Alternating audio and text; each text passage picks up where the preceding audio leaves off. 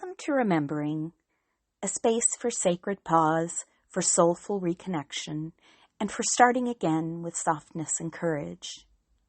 I'm Martina, and before we begin, I invite you to take a deep breath with me. In and out. Now, imagine a vast desert sky, endless stars, and a temple glowing in the moonlight. This is the land of Sumer, and the goddess Inanna is preparing for a journey. Inanna, queen of heaven and earth, was powerful, radiant, adorned in crown, jewels, robes, symbols of authority. But one day, she felt a call, a deep inner summons to descend into the great below, the realm of her sister, Ereshkigal, queen of the underworld. No one goes to the underworld lightly. Some of us are thrust into descent. Some make the journey willingly, with planning and foresight, knowing the underworld will test us and that we will emerge changed. However we get there, the underworld, which, by the way, has nothing to do with the Judeo-Christian concept of hell, is a place of death, of endings, of stripping away, of transformations. Inanna knew this, but still, she went. The way to Ereshkigal's underworld is an arduous journey, composed of a path with 7 gates, and at each of these 7 gates, Inanna was asked to give up something that defined her. Her crown, her earrings, her necklace, her breastplate, her robe, her ring, her staff, her identity. With every step downward, she was stripped of her titles, her protections, her power. Layer by layer, they all fell away until she stood naked before her shadow, her sister Ereshkigal. And then she died. According to the ancient Sumerian poem, Inanna's descent to the underworld, one of the oldest surviving religious texts in the world, it happened like this. Ereshkigal fastened the eye of death upon her. She spoke the word of wrath against her. She cried out the cry of guilt against her. She struck her. Inanna was turned into a corpse, a piece of rotting meat, and was hung from a hook on the wall. Now, you might think that was the end, but it was not. This moment is a death, both literal and gruesome, in a myth not unlike another well-known story of crucifixion and sacrifice that would come some 2,000 to 2,500 years later. Inanna's story is symbolic of ego, death, surrender, and transformation. But as I said, death was not the end for Inanna. You see, after a time of stillness lasting 3 days, Inanna was revived. She rose from the dead, ascending through the gates, retrieving the symbols she once wore, the pieces of herself and her power. But something was different now. She was changed, wiser, more whole. She had been through the underworld. She returned not just as Queen of Heaven, but as one who had known death, loss, and rebirth. She was transformed, whole, remembered. This ancient myth, which is 4,000 years old, making it one of the oldest recorded myths in human history, is more than just a story. It's a map. Sometimes life brings us to our own underworld. The details of how might be different for each of us. But the journey changes us all. When we've gone through something life-altering, like caregiving, trauma, grief, identity loss, it can feel like we've been stripped bare. We descend. We lose the parts of ourselves that once defined us. There is an alchemy that happens during our time in the underworld. And yet, The journey back up is where we put ourselves back together, or remember. A lot of that remembering happens through finding connection. In this episode, we're going to be talking about how we find that connection and sense of belonging again, not just out in the world, but inside ourselves. We'll explore what it means to reconnect to you, to open up to others, and to gently, joyfully try on new and ancient pieces of identity. We descend, we emerge, and we are changed. But like Inanna, we are not lost. Let's start with the relationship that shapes all others, our connection to ourselves. When we've been in survival mode, caring for someone else, grieving, or starting over, we often lose touch with ourselves. When you've gone through any kind of loss or deep transformation, it's easy to lose that inner thread. It happens quietly, sometimes surreptitiously, but you can start to release parts of yourself in order to become who others need you to be. I know that was my experience as a caregiver. You start to wear the mask that helps you survive. Again, in my case, I didn't want to let my mom see that I was hurt or that I was worried or how much I was grieving her even while she was still there. So that mask stayed in place for a really long time and became part of my kind of outfit that I wore through life. And then one day I looked in the mirror and I realized I wasn't really sure who was looking back at me. Maybe that's something you've experienced too. As crazy as it sounds, because you'd think if anybody's going to know you, it would be you, right? You might not even remember what it is you love, or who you are, or what you want to do with your life after you've been through a major life shift. And that's a really normal, common experience. What happens is that we often find that we feel directionless. We don't know what to do next. But we're left with a lot of questions. Big questions like, who are you when you're not what you do? If you're a caregiver, who are you when your loved one has died and your routine and purpose have gone away overnight? Right? That's something I don't think gets enough attention. The long-term caregiving is really complex because on the one hand, you're kind of going through doing all of the things that you need to do in order for your loved one to survive, right? Because they can't do it for themselves anymore. And at the same time as you're doing all of those kind of daily functional things, you're also grieving that they can't do these things for themselves. In the case of dementia, you're grieving that the person you once knew and loved may be behaving really differently or starting to experience really serious physical limitations or mental limitations, right? They might not remember who you are, and that hurts.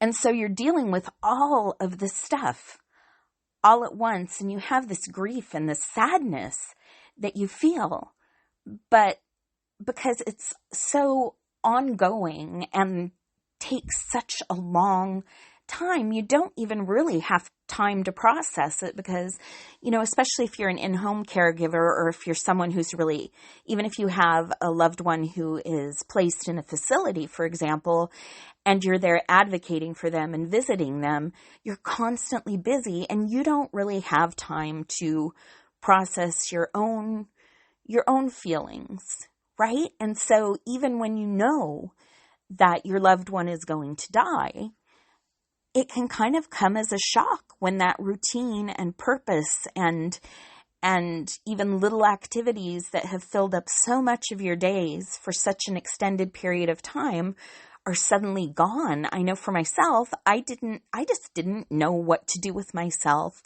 at all. And when I talk to friends who've been through similar experiences, they've mirrored that feeling, right? So that's a really common thing.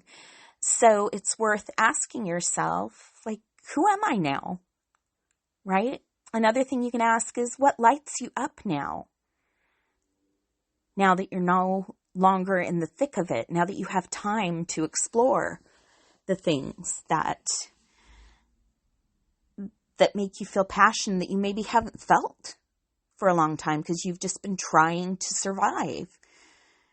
And that's why sometimes after a major loss or life shift, right, or even if we've been in relationships where we don't feel like we've really been able to freely express ourselves or be who we are, we lose the habit of connecting with self, and then we don't know right away what the answer to these questions are, right? And I just want to stress that that's not just okay. It's really normal. It's something, even though we maybe don't talk about it enough, it's something that is a really common experience. And it can be really devastating. You can feel really lost in those moments. But here's the beautiful thing. Even if you feel lost and don't know which direction to go or don't know what's next for you, the self isn't lost.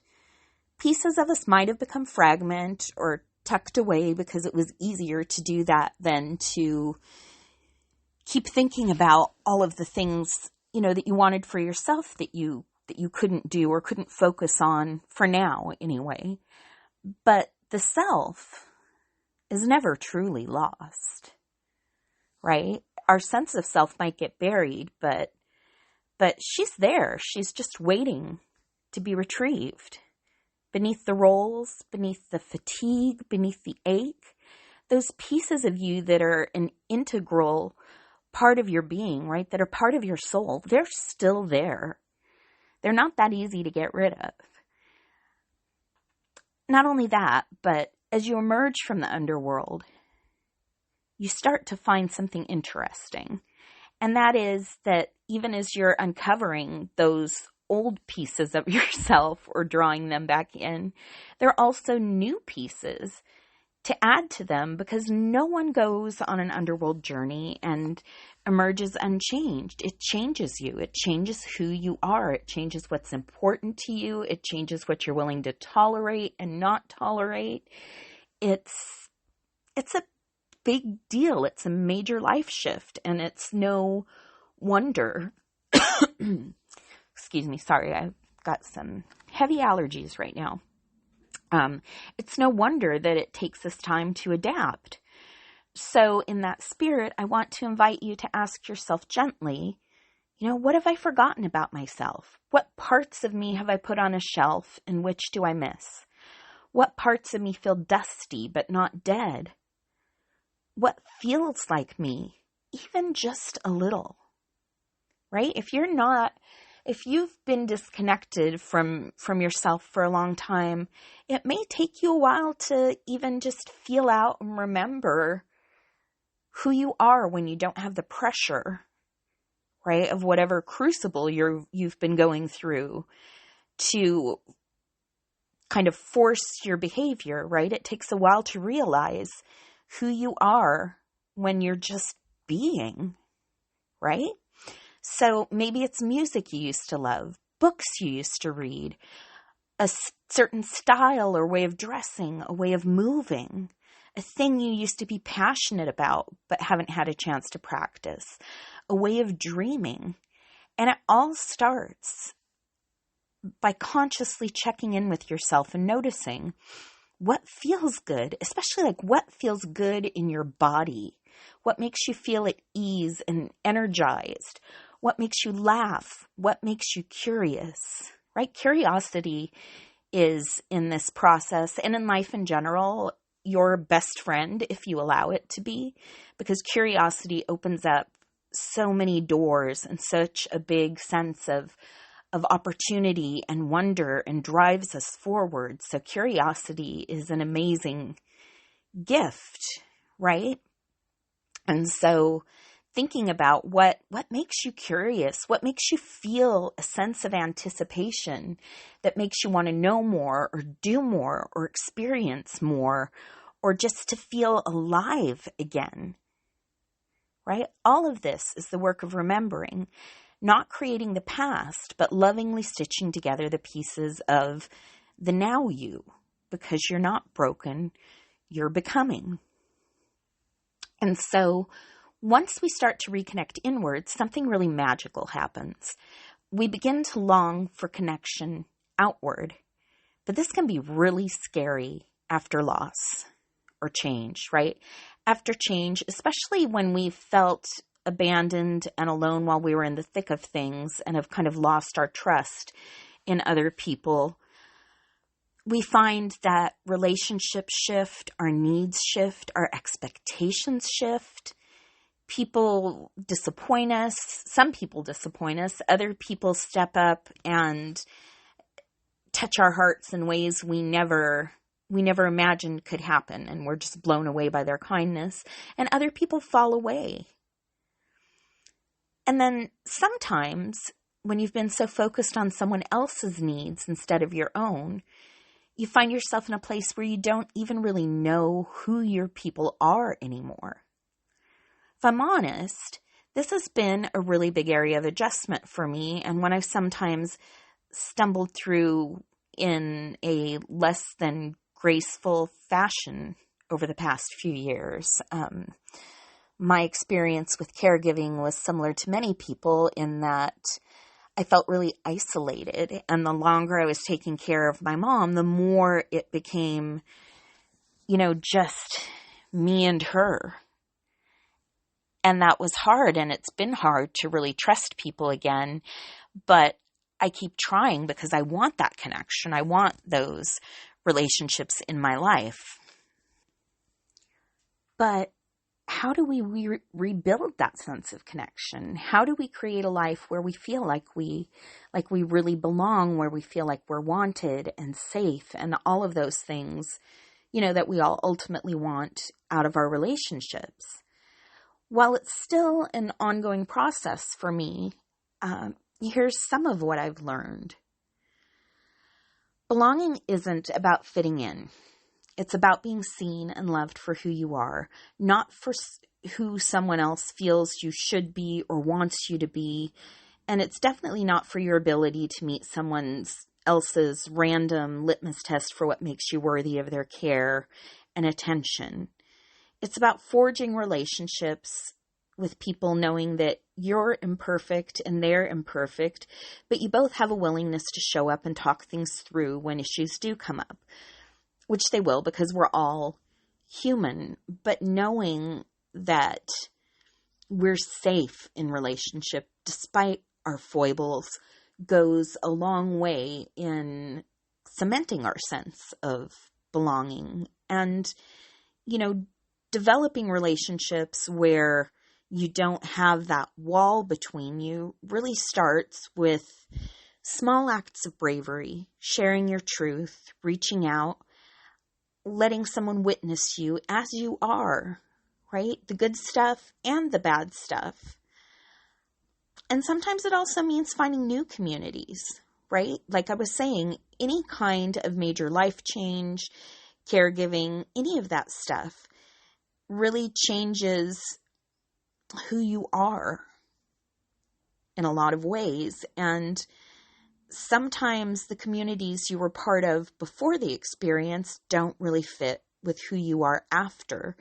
And that means finding communities that match this next version of you because they share your sense of mission and kind of general life philosophies, experiences, and values, right? We don't all have to have the same beliefs or goals or mission, but there's something to be said for being around people who have the same kind of general life outlook as you do and who are each in their own way and according to their own talents and gifts, trying to move the world in the same kind of direction that you want to move the world in, right? And again, like I was saying, relationships change when we change. The truth is, and it's sometimes really hard to accept, that when you've undergone a big change and you're changing not everyone is going to be able to come with you on the next leg of your life journey. And not everyone needs to. Sometimes it can even depend when we've met people. They may know us from, our caregiver years or our drug addiction years, but they don't really know who we were before, and they don't really know who we are now. And sometimes that thing of who we are is at kind of a soul level, that eternal part of us that's maybe been weakened or not expressing itself for a while, isn't really who they want to know or who they're prepared to deal with. And sometimes who we're becoming also isn't prepared to deal with them.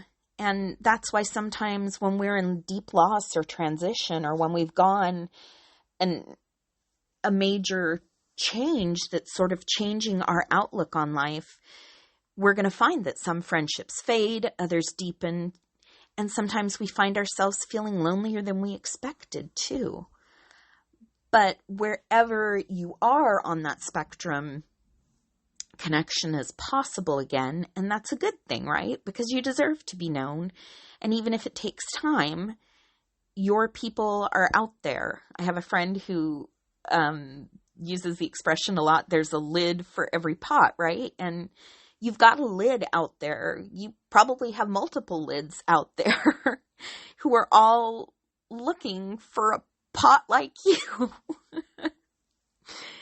And so sometimes belonging isn't just about finding people. It can also be about remembering that you're part of a sacred whole. When everything has fallen away, right? When, like Inanna, we've been stripped of our titles, our roles, our relationships, and the stories we've told about who we were, sometimes what remains is a deep longing, not just to know ourselves or to be seen and accepted by others, which is a really basic human need, right? We all have that need to feel like we belong and the need to feel safe. Sometimes we have a different kind of deeper, more encompassing need to feel connected to something more, to something bigger than ourselves, right? And that's a natural thing, I think, especially when you've been through something life-changing. But at the same time, it's easy to feel like you've been dropped into a void, especially once you have time to just kind of breathe and rest and be again. As you start thinking about who you are and where you're going, you find that your old roles don't fit. Your old routines are gone. The people who used to orbit your life may have drifted. You've been through some stuff and just can't pick up relationships that have lain fallow where they left off. And all of that can feel really hollow and really lonely. But sometimes in that emptiness, something unexpected appears. And it's a kind of whisper, a hunger, a tiny spark that says, there has to be something more than this. And that's the moment when many of us start to seek something bigger than ourselves, right? And that doesn't always necessarily mean in the traditional sense. It doesn't have to be something like a church or a religion, though for some it might be. It could be a goddess, it could be a wild forest, a stirring in your chest when you look up at the stars, a sense that your life still matters even if you don't know how yet.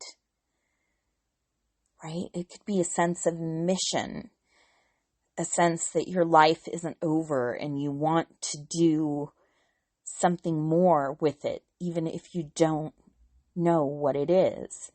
It's just this connection to something greater than ourselves, and it doesn't have to be clearly defined for it to be real, right? For me, this connection showed up when I was at my most unmoored. It started as grief and turned into a kind of listening. I started noticing synchronicities, feeling nudges. I started talking to my ancestors again. I started wondering what it meant to live in rhythm with the moon, the stars, the cycle of the goddess and the seasons. And it wasn't loud and it wasn't clear, but it was real. I knew that going forward, I wanted what I did with my life to make a difference. I knew that I wanted to be happy doing it. I knew that it wasn't good enough to just kind of trudge through life on some kind of a hamster wheel, right? And over time, that thread, that invisible sense of belonging to something vast and loving, became a kind of lifeline. Maybe that's something you felt too. Maybe you don't believe in anything at all, but something in you is still curious. And that's good, because curiosity is a compass. And if you're not sure what it is that you believe in, you might try to ask yourself some of these questions. Things like, when I'm quiet, what do I feel part of? What is important to me? Where do I sense meaning in my life? Not as a job or title, but as a deeper pull. And it doesn't have to be an overwhelming pull when you start. It could be just a little glimmer of curiosity or interest or excitement, right? That points you toward what is the sacred rhythm or mystery that's calling to me now. It's guiding in my next steps. You don't have to name it, and you don't have to have a plan. Not yet. I mean, eventually it could be good to have a plan. Because if you don't, and you're open to anything, right? Any road will take you where you want to go. If you have a specific place that you want to get to in the end, a map is helpful. But for now, it's fine to just live in a sense of possibility. You just have to stay open. Whether you find connection through divination or devotion, through nature or music or myth, it's all part of the same thing. It's all touching the infinite. It's a remembering, a rethreading, a return to who you are and who you were meant to be. Maybe you're here to write a book or speak or educate or uplift people from the lens of your own experience. Maybe you're here to help people heal. Or maybe it's your time to simply rest and heal for a while yourself until something stirs. The beauty of all of this is that there are no right or wrong answers. There's only the song of your soul and your ability to listen for it. You don't have to know your purpose yet to be living it.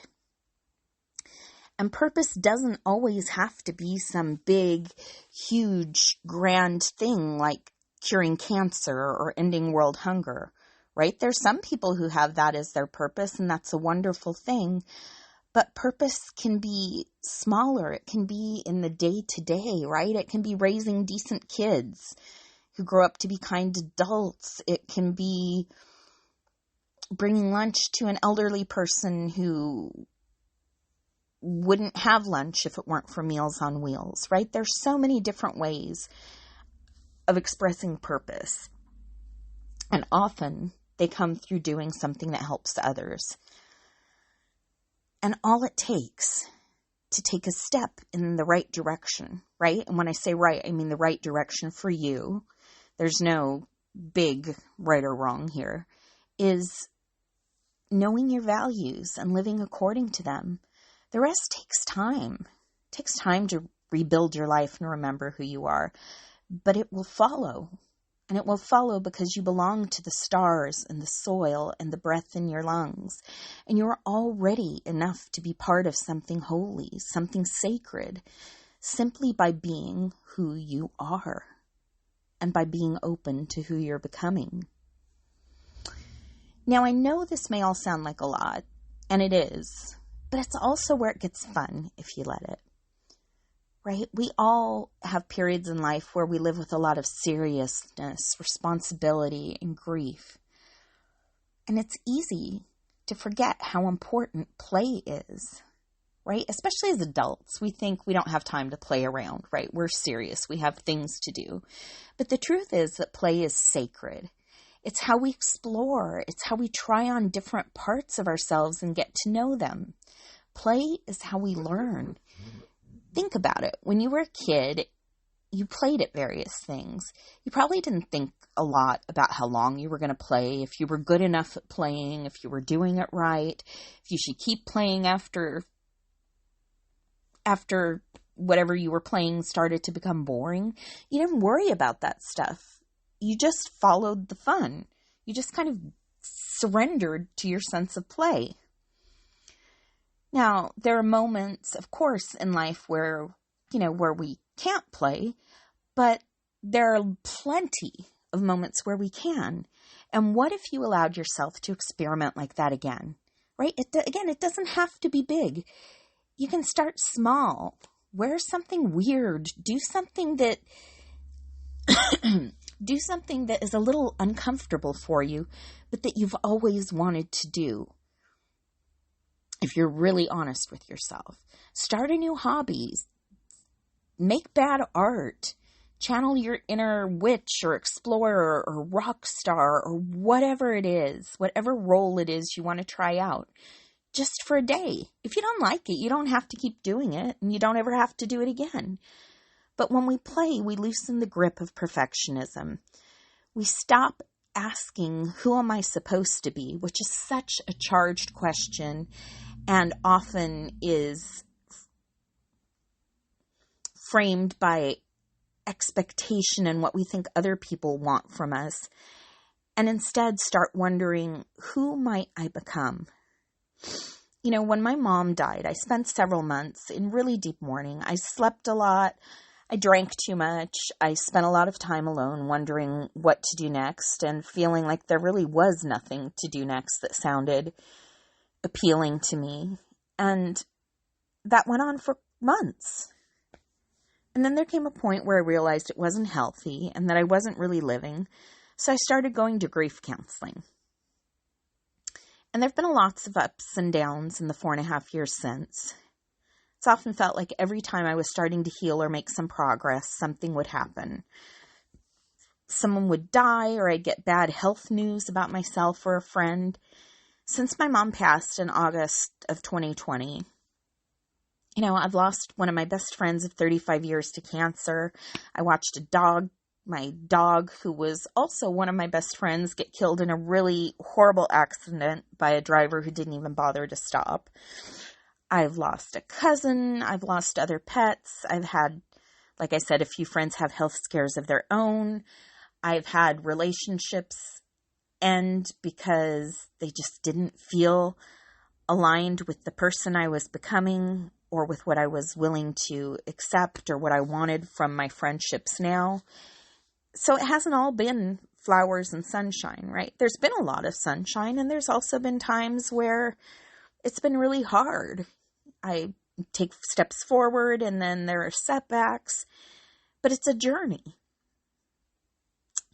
And whatever else has happened, one of the things that I have managed to do is to try on different identities and approach them with a sense of play. And in doing that, I've kind of come to view trying out a new identity like trying on a coat, right? You can decide who you are and who you want to be.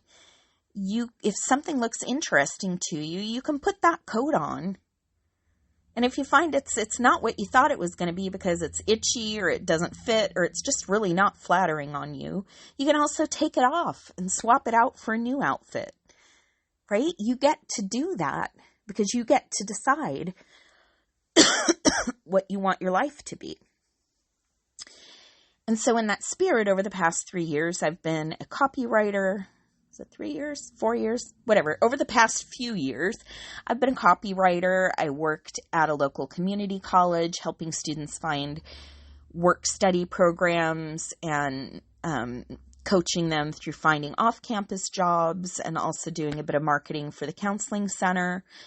I've been a paranormal podcaster and a student earning a diploma in integrative healing arts because that was something that sounded really interesting to me. And so I spent the latter part of the pandemic studying hypnotherapy and aromatherapy and coaching and psychology and all sorts of different things that just sound really interesting to me.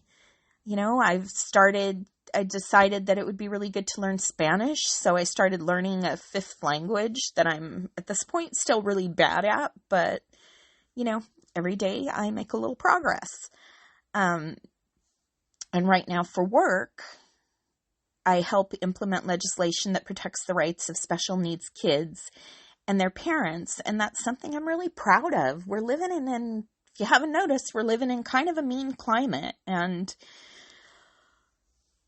being able to be paid to do something that makes a real difference for families in my community and makes their world hopefully a little more hospitable for them, and holds the schools and districts they go to accountable is a really wonderful thing. It's something that I'm proud of, right? And the other thing I've done is I've also started the podcast you're listening to right now. This is only the second episode.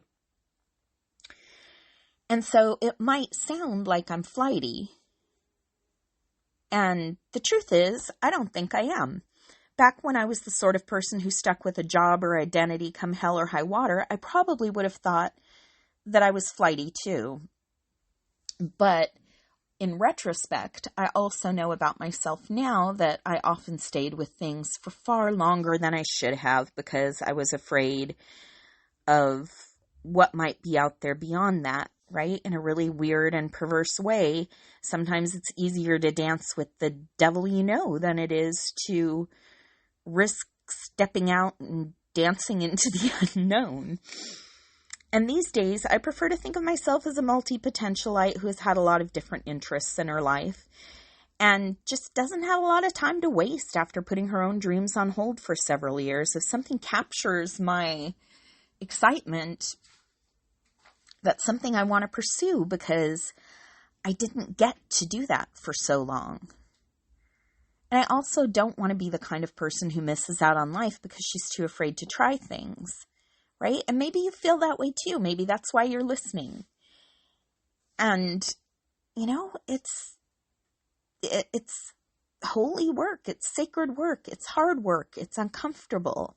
It's joyful. And it's how we remember that we're more than our wounds. We are also a collection of experiences and wonder, and hopefully hearts, a heart as big as the sky over the plains. And play is a form of healing, right? Pretending isn't always pretending. Sometimes it's remembering. And playing with these things isn't frivolous. What you're doing is giving yourself permission to reimagine your identity, not fixing yourself. You're not a thing to be fixed. But remembering that you're made of many selves, and all of them are welcome. You're allowed to begin again. You're allowed to play, to try, to grow, to change. You're allowed to belong, first to yourself and then to those who truly see you. Like Inanna, you may have gone to the depths, but you're rising. You are whole, and you are not alone. May you remember that belonging begins within. May you find the people who see your light and reflect it back to you. May you never stop exploring the many selves you hold inside, the sacred, the silly, the fierce, the soft. You are welcome here. You are already enough. Thank you for being here and for listening. If today's episode spoke to something in you, I'd love it if you shared it, left a review, or sent it to someone who's also remembering. And if you want to go deeper into some of the content in today's episode, check out my website, martinarutledge.com, where you will find a growing library of journaling workbooks, meditations, and other tools to help you on your own journey of remembering. And so until next time, take care of your tender, magical self. And remember, you are not alone, and you are enough.